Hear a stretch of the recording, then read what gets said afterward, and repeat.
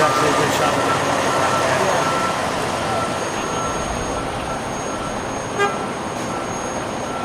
I'm gonna let that rock.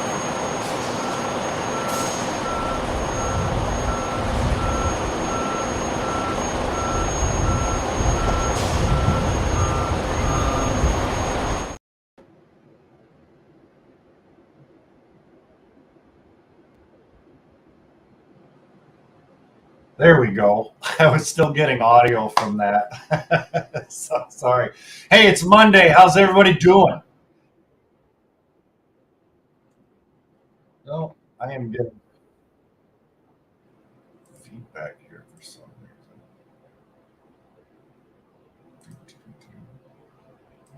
Oh, that would be why. Okay, we're okay. I got it fixed now. I had a tab open that I shouldn't have. So yeah, it's Monday. How's everything going? Everybody excited to get into the new week? Right?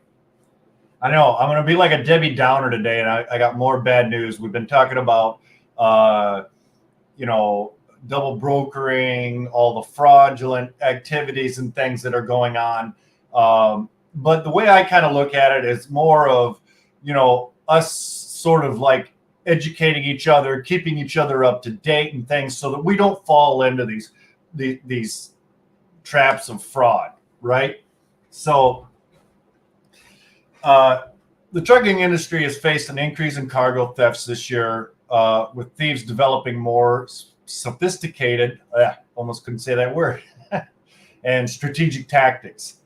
In a second quarter report that was released on the 18th of this month, July 18th, found that supply chain risk events increased 57% year over year, with 582 reported incidences across North America. Now, this accounted for over $44 million in stolen shipments, right?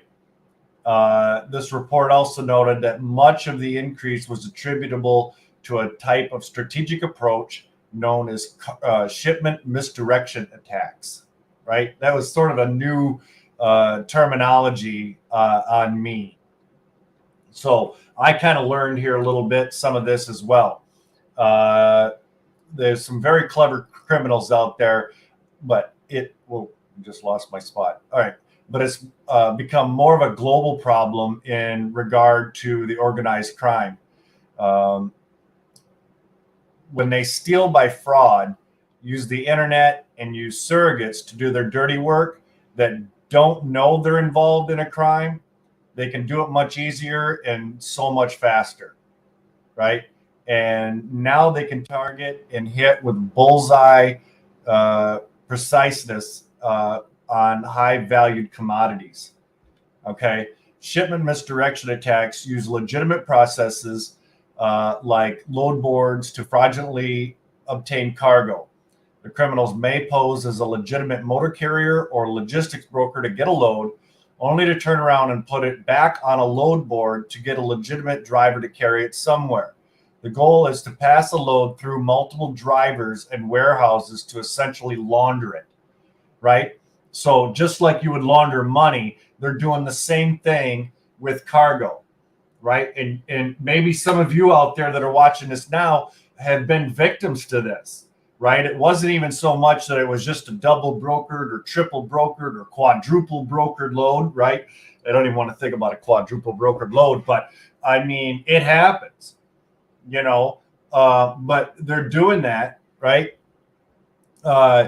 There are warehouse receipts generated. So when the load is shipped out, a new bill of lading is generated.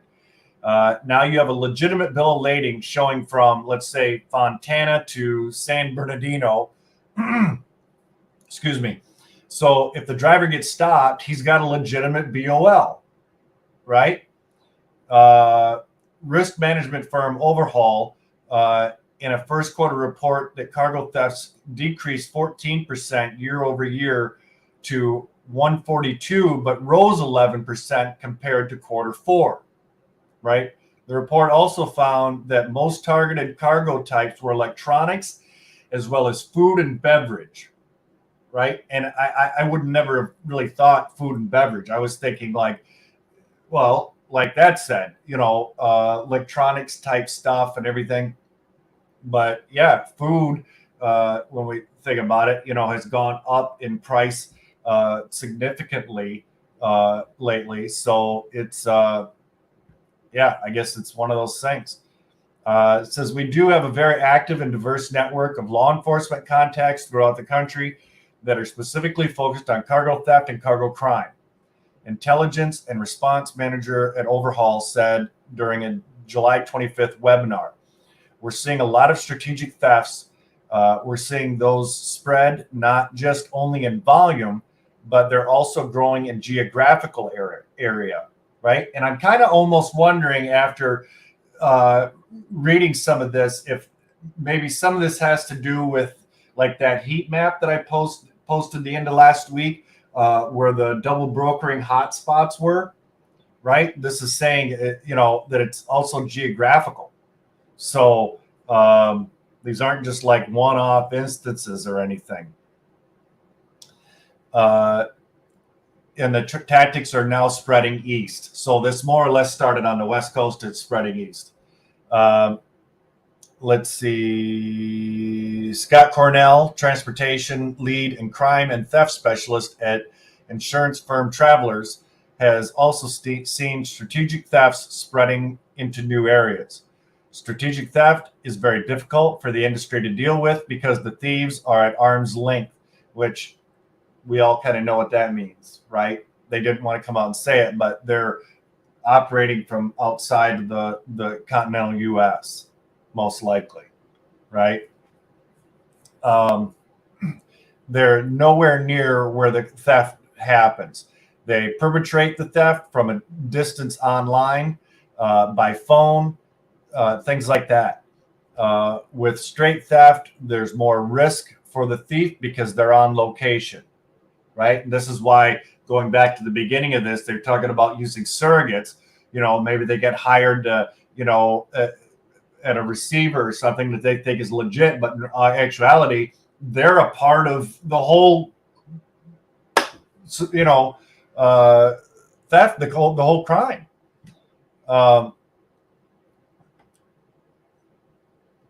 So it's noted that we've seen freight fraud increase dramatically in October of 2022. We saw complaints increase about 400%. And they've stayed at that level since October of last year. Can you think about that? 400%? Some of this is just absolutely mind-boggling. CargoNet is saying that they're saying about a 57% increase is accurate. But what they've seen month over month from June to July, they've seen about a third drop from this super high level. Okay. They also pointed out to declining freight rates as a contributor to the rise in cargo thefts. When rates are low and cargo more scarce, he said, carriers are less likely to thoroughly investigate potential loads. This is especially true when a criminal posts a fraudulent load with a higher per mile rate, right? And this is something that we've talked about in recent videos. Once again, I'm going to use one of the most recent scenarios. Was that husband and wife team, right? She was dispatching for him and he was out on the road, and they didn't do their due diligence, right? They just saw the load. It was paying, what was it, $600 or $700 over market value, the current market rate at the time, and thought, hey, this is a home run for us when we need it the most. And lo and behold, yeah, it was a double brokered load. If you're going to take chances like that, at least know how to file on a broker's bond, right? And if you send your invoice to them and they're not communicating with you on when it's going to get paid, you might want to start checking to see if others have already started to file. In fact, I would look into that before you even accepted the load. Okay. The stats of attempted and successful thefts do not paint a pretty picture. From an attempt standpoint, the industry is seeing more cyber criminals conducting strategic cargo theft or fictitious pickup schemes online by impersonating legitimate parties through forgery and identity fraud. Without proper resources, these attempts can be very hard to identify. Right now, California is the center of activity, but it has cropped up at an alarming rate in other states. Right? So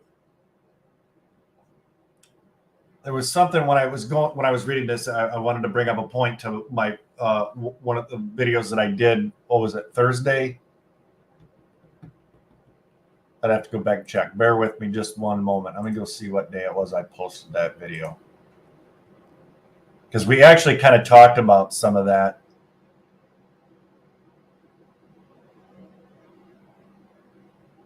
Maybe it was the post.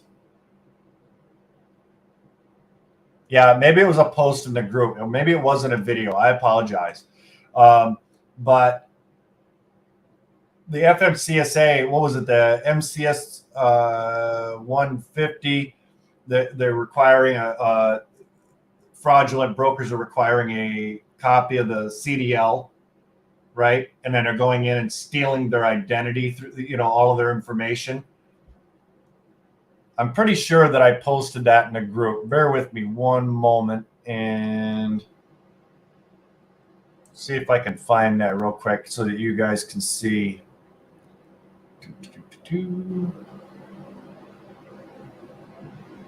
Maybe I did do the video on it, but I thought, boy.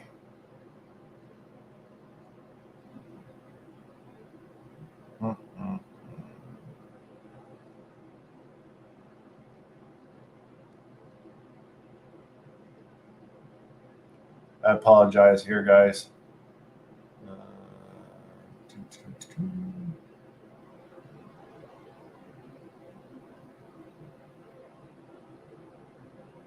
Oh, it was a video. That was 3 days ago, right? Where basically your DOT numbers are being hijacked as a result. If you haven't seen that video yet, that video is called New Scam Targeting Truckers. Okay, so if you haven't seen that yet, especially if you're a carrier, even if you're a broker, right, this is something you need to be aware of. And as well as the video I did right after that, the following day, on the double brokering hotspots. Because think about this, you're thinking, okay, well, this is just a carrier problem. I'm a broker. I don't have to worry about it. Wrong. So let's say that you're a broker and you post a load to your DAT, right? You don't do your, you get in a hurry, maybe, whatever. Maybe you're not aware and you don't vet that carrier properly, right? And they end up double brokering that load. How does that affect you? Aside from the whole payment issue, how else does it affect you? I know. Do you guys know?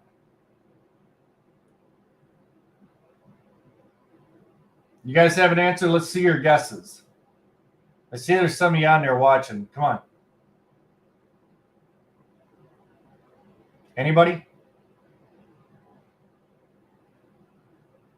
You're going to risk losing your customer, right? If we're not properly vetting, and it doesn't just mean now that double brokering is on the rise and it's becoming a plague on our industry right now. We need to be doing this all the time, right? Weeding out all non-hackers. If they're not a legitimate carrier, don't give them the load. I know it can be, you can get a lot of pressure from your customer to just get the load covered and get it covered cheap and this and that, and they'll put pressure on you and pressure on you and pressure on you. But if you just go with the flow and just any random carrier that happens to call you on your posted load, you're going to lose that customer anyway, right? If you don't properly vet them. And if you don't, you run the risk of them turning around and double brokering, triple brokering, quadruple brokering.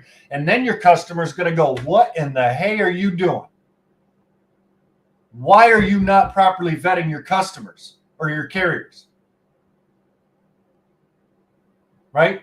So this is just as much of a broker problem as it is a carrier problem. If you guys have anything you'd like to add to this, I'd love to hear it. Sometimes this gets a little bit, I don't know, feeling like I'm talking to myself, right? I'm just staring at the camera or looking over at my other monitor and stuff. You know, I still don't have quite the whole flow to it yet. But so that's why I love it when you guys chime in, right? You really kind of help me out here. So yeah, do you guys have any thoughts on that? You know? But definitely, if you haven't seen it already, new scam targeting truckers. I did that video 3 days ago on how they're stealing carriers' DOT numbers, and then the one I did the next day, double brokering hotspots in the U.S. If you haven't seen it, again, check it out. Check out both of them. It's important. Right? And if you know somebody who's fallen victim, you know, to any of these scams and this fraudulent activity or anything, and you have any way to kind of help them or, you know, give them advice if you're knowledgeable in that area, right? Maybe it's a carrier that you're talking to, and, you know, in the midst of the conversation, you know, they're like, yeah, you know, we got caught in a double brokering scam on the last load I just did. You know, and we'll probably end up getting burned on it because I don't know how to file in the broker's bond or anything. Well, if you know, point them in the right direction. It literally should take you about 5 to 10 minutes out of your day to help someone out, right? Do it. Just take a couple of minutes, or say, hey, I can send you the links for this and that. That'll help, you know, step by step, right? The whole process. And if you don't have that information, send them over to the operify.com. They've got a blog article in there on how to file on a broker's bond, right? This is why all the partners on this channel and on the YouTube group, or I'm sorry, the Facebook group, I'm getting tongue-tied here today. These are all companies that are out to help you succeed. These are all businesses that I believe in, that I use, and they've got a wealth of information. In fact, I've got Tom coming on with me Wednesday, 6 p.m. Eastern time or 3 p.m. Pacific time. But, you know, and we're going to talk about double brokering and some of this fraud and things. And that way you guys aren't just hearing it from me. Right, we've got somebody else that's going to jump on out there and probably kind of let him take the ball and roll with it, right? Because Tom's a super intelligent guy, and his whole team over there at OperaFire just they're awesome, right? They know trucking, so. Be sure to tune in on that on Wednesday. But with that, guys, truckersresource.com, freightbrokerresources.com. If you're looking for anything, need anything, check them out. Visit it. There's more industry news. Just look at trucking news, right? Just got to click the tab. And, you know, if you don't have a particular industry news outlet or anything like that you use, or, you know, check it out. All right. I guess with that, I appreciate everybody that tuned in, everybody that watches this show. Please like, share, subscribe, right? And with that, I love you all, and be kind to one another. Bye-bye.